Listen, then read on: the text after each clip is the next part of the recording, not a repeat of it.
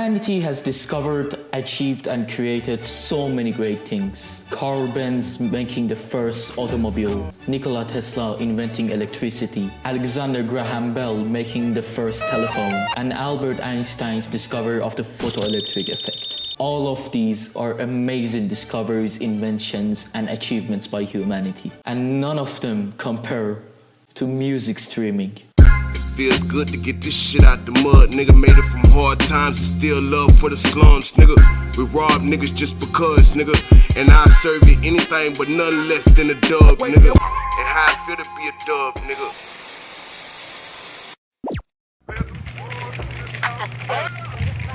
Hey, come look at the site. Oh, cool. Can you download The baby's new album. Hold on.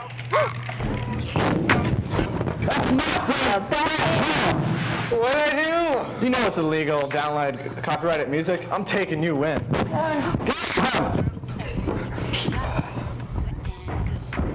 Pay for music, never legally download.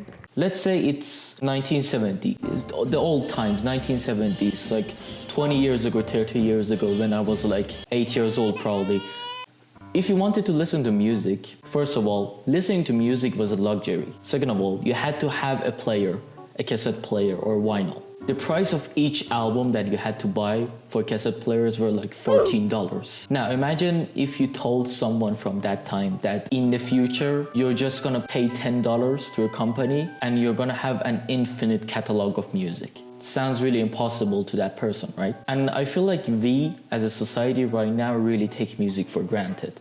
You have to realize that people back then when they wanted to listen to an album, they would play it and they would listen it over and over and over. Buying new albums wasn't something normal, or listening to new albums was something quite surprising to other people. And then came streaming, which is, I think, an amazing thing that humanity invented, that you pay a certain amount to a company, Apple Music, Spotify, fuck Spotify, I'm gonna get to that later. Artists are paid by how much of their music is streamed, and each streaming service like pays their artists differently. So it's such a spectacular thing to me, and I feel really weird how people take that for granted and don't realize how much less we're paying for basically infinite music for a month. It kind of feels like we're cheating our way through listening to music. Although this has had much more positive effects than negative, I feel like this kind of resulted in people not really caring about the music and just listening to everything that's popular. Like,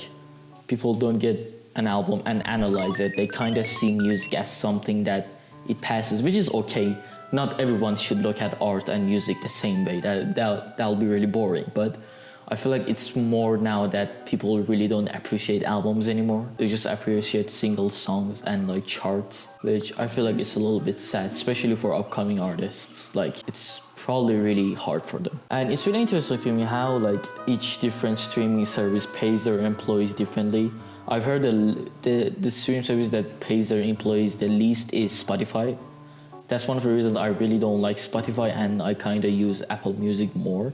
I found this graph that shows how much each streaming service pays their artist. Oh, the least is YouTube. Damn, YouTube pays so much less for music than every other platform. Then it's Spotify. Then it's Apple Music, yeah. And Tidal. That's one of the reasons I really like Tidal, because the amount of money that you pay for the streaming service that goes to the actual artist, it's a huge amount. So you're basically just paying for the music, really, not really paying the Tidal company. But again, Tidal is kind of expensive. I think it's $19 per month instead of $9.